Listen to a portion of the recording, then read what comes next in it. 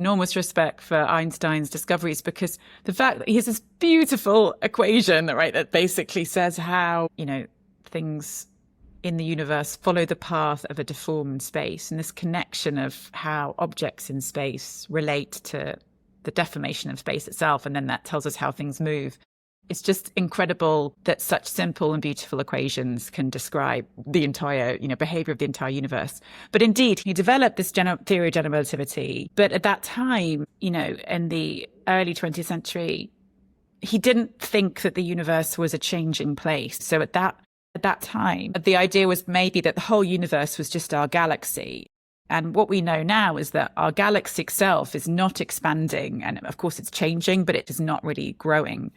And so people didn't really hadn't made the measurements that maybe we lived in an expanding space with galaxies beyond our own. But there were, a couple of key scientists sort of took Einstein's equations and said, well, if I try and solve them for a universe-like space, the solutions to it would say that either the universe as a whole or a space itself should be growing or shrinking.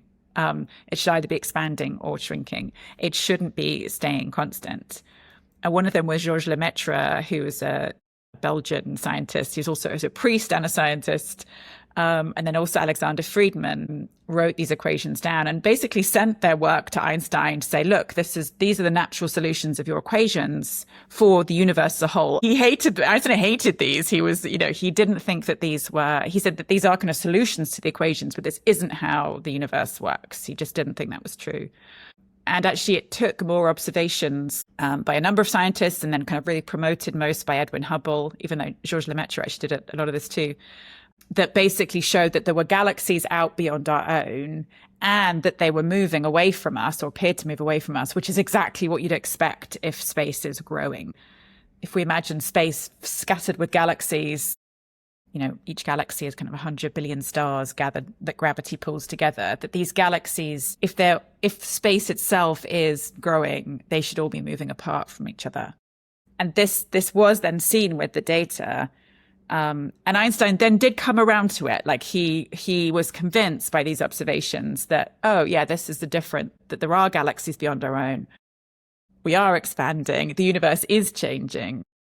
And so he was convinced, but I think my understanding is, it took a while for that to happen. That observation that, again, that galaxies around us are moving away from us and the universe is growing. One obvious consequence of that would be that it all began in a Big Bang.